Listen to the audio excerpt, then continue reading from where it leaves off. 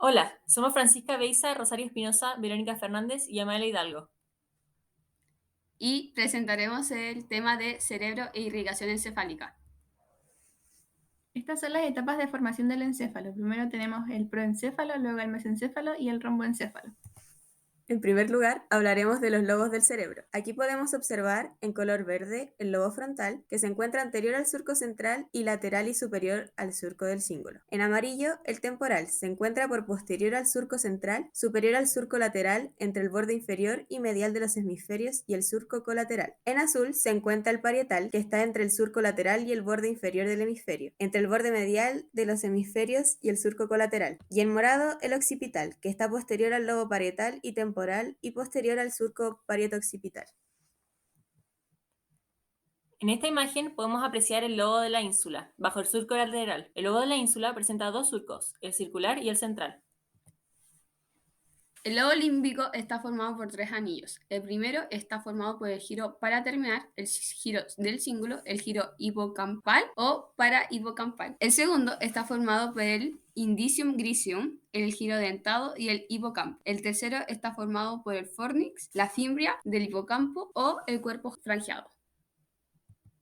El cerebro también presenta giros y surcos. Los surcos primarios son el central, lateral, parieto-occipital, del cíngulo y subparietal. Los surcos secundarios son el surco precentral, surco postcentral, surco frontal superior y el surco frontal inferior, el surco temporal superior y el surco temporal inferior. Los giros que se forman por estos son precentral, postcentral, frontal superior, frontal inferior, frontal medio, temporal superior, medio e inferior.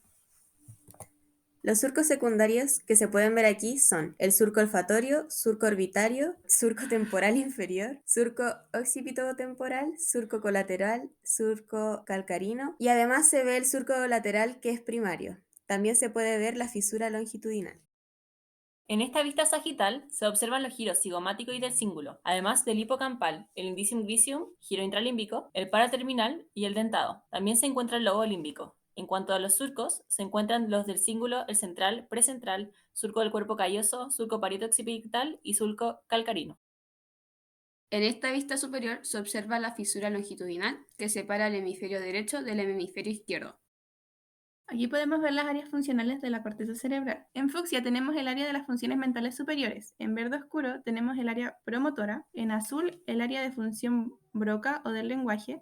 En rojo el área de función motora primaria. En celeste el área sensorial. En naranjo el área somática sensorial. En rosado está el área visual. En amarillo está el área de asociación. En morado el área auditiva y en verde claro el área de Wernicke.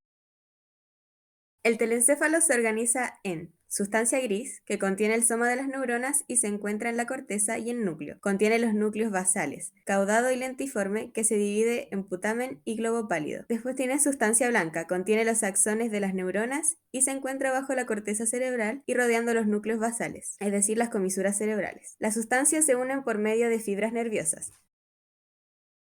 Existen distintos tipos de fibras, dentro de las cuales se encuentran comisurales, proyección y asociación. Las comisurales unen un hemisferio al otro. Una de las más importantes están en el cuerpo calloso. Las de proyección unen distintos niveles del sistema nervioso central, por ejemplo, médula y encéfalo. Las de asociación comunican dos regiones de un mismo hemisferio, por ejemplo, occipital con frontal.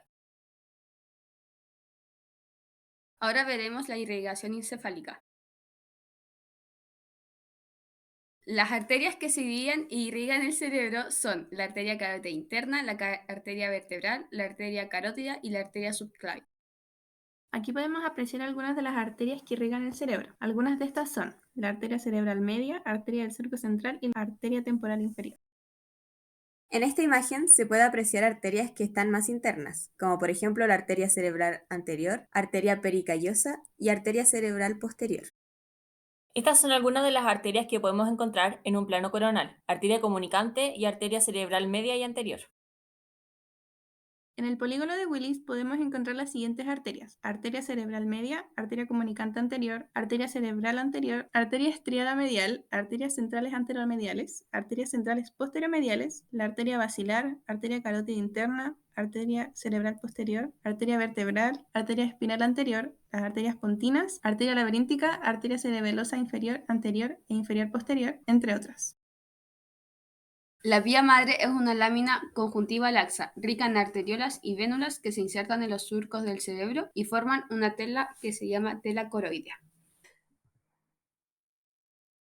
Muchas gracias por su atención.